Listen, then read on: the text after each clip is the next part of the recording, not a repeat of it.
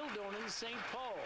Mr. Speaker, after 8 years of this Liberal government, violent attacks on public transit are becoming the norm. Just in the past few days, a woman had her face slashed with a knife on the TTC, and a Winnipeg transit passenger was attacked by a man with a machete.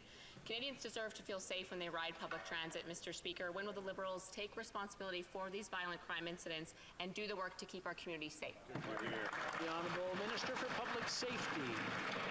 Mr. Speaker, I share my colleagues' concern, which is precisely why I've been in touch, and a number of my colleagues have been in direct contact with the City of Toronto to make sure they're getting the support they need when it comes to mental health, when it comes to homelessness, poverty, and other social determinants which lead to crime.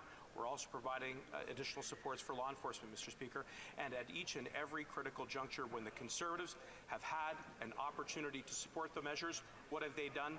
They have voted against. If they're serious about protecting our communities, they should support the policies of this government, because that is how we are going to better do that. Thank you. The Honourable Member for Kildonan St. Paul. Speaker, the Liberals have had 8 years to deal with violent crime, and it's only gone up 32% in that time, Mr. Speaker. And in fact, gang murders are up 92%.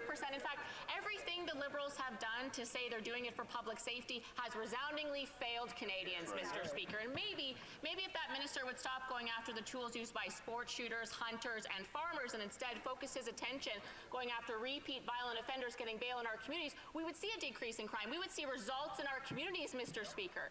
So is this Liberal government going to wake up and again do the work and keep our communities safe? The Honourable Minister.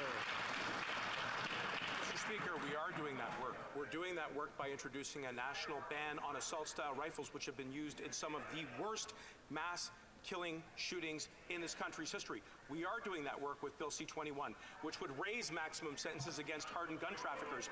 What is my colleague doing with regards to that bill?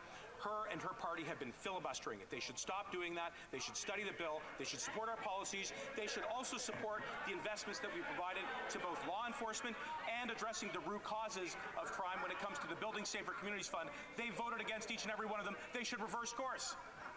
Honorable député de Bellechasse, Les Échemins-Lévis. Bon après-midi, Monsieur le Président. Good afternoon, Mr. Speaker. When we think of Canada, we think of a prosperous, peaceful, and safe country. Unfortunately, the situation has not been true for the last 8 years. During that time, the Prime Minister has been in office. Violent crime went up by 32%. In big cities, people, especially women, are afraid to walk alone. That's not Canada. When is this government going to act to protect victims rather than protecting criminals? The Honourable Minister for Justice. Mr. Speaker, we're reinforcing the system to support victims. We've invested significantly to protect victims in many cases. What's the best thing for victims? A legal system that works without being backlogged, that's more efficient. And that is what we're doing. We're dedicating resources to the most serious cases to reduce backlog and help victims. We'll continue in that direction while the opposition just seeks to create conflict.